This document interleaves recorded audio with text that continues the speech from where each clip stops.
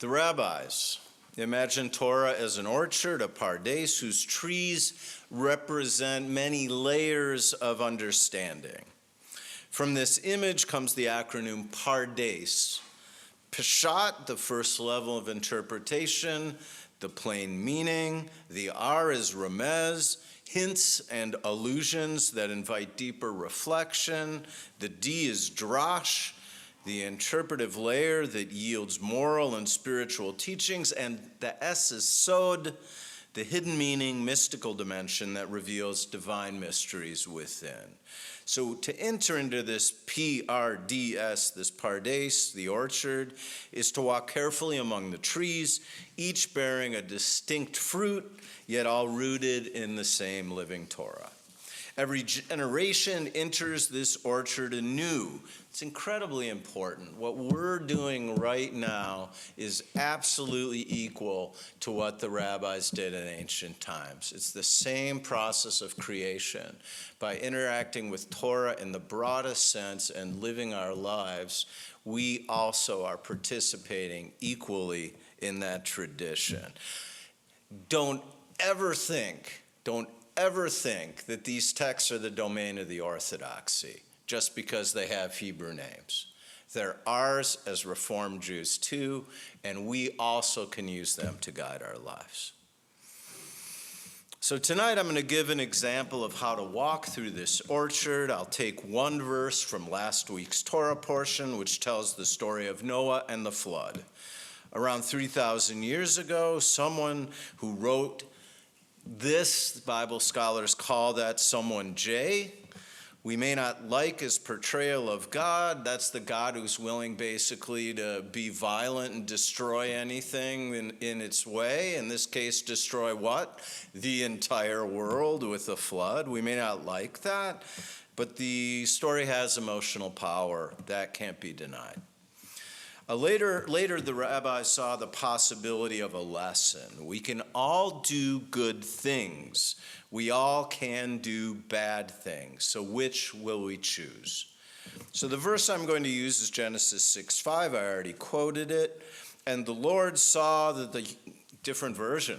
And the Lord saw that the wickedness of humankind was great upon the earth, and that every inclination of the thoughts of their hearts was only evil all the time. So now let's walk through the interpretation tree by tree. The first tree, pshat. At the level of pshat, this plain meaning, this verse depicts a world consumed by inner corruption. Rashi, a 13th century French commentator, comments that every inclination of the thoughts of their hearts, that's the key he comments on. He says that it means that people deliberately imagined and planned evil, turning their creative energy towards wrongdoing. The verse is not describing a single act of violence, rather a mindset, a pattern of imagination so distorted that even the possibility, the capacity for empathy has been lost. Rashi's insight connects this verse to a core rabbinic idea, the struggle between the Yetzer Hara, the inclination to do good, and the Yetzer I said that wrong. The Yetzer HaTov, the inclination to do good, and the Yetzer Hara, the inclination to do bad. So in the generation of the flood, says Rashi, this Yetzer Hara, this urge to do bad things, this destructive urge, had taken full possession of humanity. Humanity was not merely sinning, it had forgotten what goodness even looked like. So the pshat, the simple meaning, is devastating in its clarity. The world in Noah is a mirror held up to any time when moral confusion reigns. How do we guard the imagination itself so that it remains a source of creation, not destruction? The second level, remez. At the level of remez, the level of hint or allusion, we're going to turn to the teachings of Rabbi Chaim Luzzatto in his book, The Path of the Upright. We've moved over to Renaissance Italy. great rabbinic interpretation does tend to come out of periods where the Jews are treated pretty well.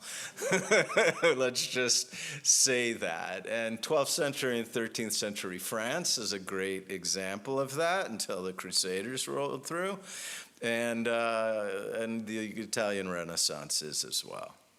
So here the verse offers, I should say after the Crusaders roll through in the 11th, 1092.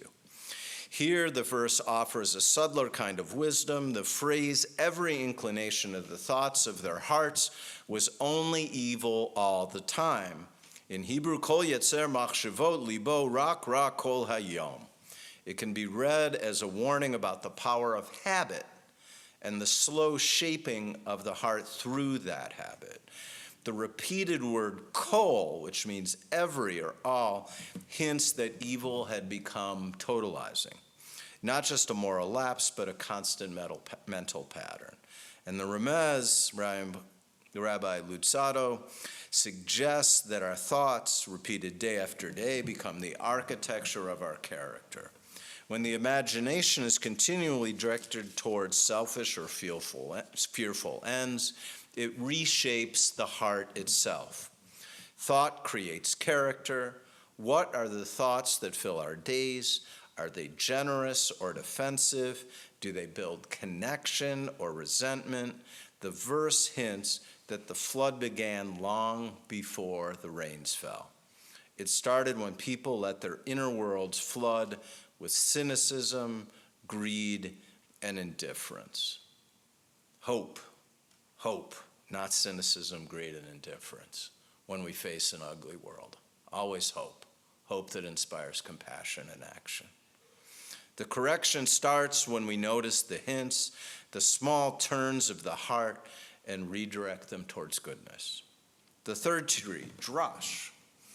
The level of drash, it's really the rabbinic method of interpreting the text. I'll simplify it and say, no, I won't even simplify it, because it's not simple. It's a very complex rabbinic methodology of just squeezing every last drop out of every letter of Torah. A lot of Midrash seems ridiculous to us because it's so different from the Peshat, from the literal text. The rabbis turn this verse into a parable about spiritual mastery. Bereshit Rabbah contents, their hearts dominate the wicked, but the righteous dominate their hearts. In other words, right, if you let you gotta look at yourself and make judgments. That's really what it's saying. Be discerning, be aware, look at yourself and make good choices. In other words, the generation of the flood has surrendered mastery over their impulses. They no longer had that thing standing over moral choice. They allowed desire to rule over conscience, letting the Yetzer Hara, the inclination to do bad, lead them rather than guide towards good. The Midrash transforms the verse into timeless moral instruction. Every person faces a choice between being ruled by the heart or ruling it wisely. The goal is not to silence the passions. We can never silence the passions. We're human. That's not going to stop. I'm not going to stop desiring sugar. I want sugar all the time. It's my only vice left. Man, do I like sugar. I don't even do caffeine. I really desire sugar. That is not going away. I'm going to have ice cream tonight. I just decided. So it's always there, is the point. It's always there. But ultimately, we can't silence those passions, but we can direct them. The sages teach that when the heart is ungoverned, the world itself unravels. But when the heart is trained, the same forces that once destroyed can become forces that sustain life. So Drash invites us to read the flood story as an inner parable.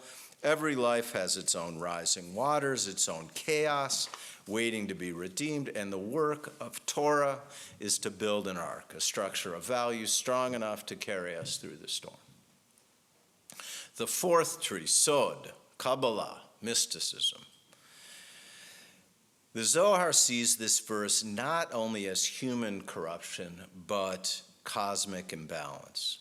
In Zohar 167b, the phrase, every inclination of the thoughts of their hearts, that phrase from the Torah, machshava de liba, the imagination of the heart, the inner channel through which divine life flows into human consciousness. So the mystics see it on cosmic terms. We have this place within us where there's this possibility of divine light flowing through. We all have this possibility of this divine connection. They're using light as a metaphor. They're saying, like, there's this light, and it's going right through you. It's going through your intellect, it's going through your emotions, it's going through your body, and essentially we have the decision of what to do with that light. We're all divine. I can quote Joni Mitchell, we are stardust, we are golden, right? We are all divine. And when we turn that channel of light towards selfishness or cruelty, the flow of that light is blocked. Chaos emerges both within and without.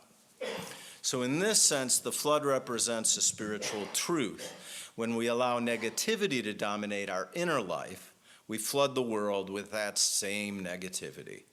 When we purify the heart, we restore creation. This is what we really mean by tikkun olam. It's not a certain kind of political action. It's that kind of awareness of God's divine light and using it to heal self in the world. That's tikkun olam. Because it starts with tikkun halev, repair of the heart. We repair the heart, then tikkun olam.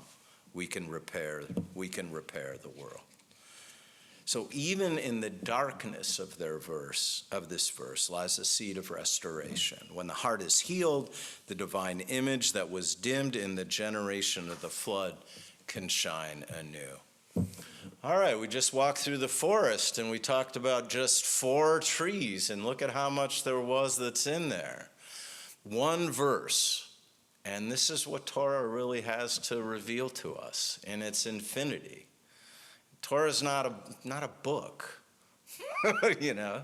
It's that connection that we have that allows for the possibility of good. That's really what I teach the kids at religious school. Torah isn't history. The stories are what inspire us to do good. That's what matters about it, not its historical veracity. I don't say the word historical veracity to the kids. Not its historical veracity, not its literal truth, but what it inspires us to do. So each branch hopefully has grown a little more verdant, each fruit sweeter to the taste. What began as the plain meaning, the pshat of human failure and moral warning, deepens through remez, drash, and sod. Will we heed remez and break our bad habits? Will we heed drash and make decisions about our gut urges? And will we heed sod and let the entire process transform us into better people? And will we take that whole process and become someone who improves the world? I have here ending, what will you choose? That's the call. I mean, what are you going to choose? That's the call to me, too, every single moment. So I know we're not going to make the right choice every single moment, but if we can do it occasionally, let's take that for a beginning.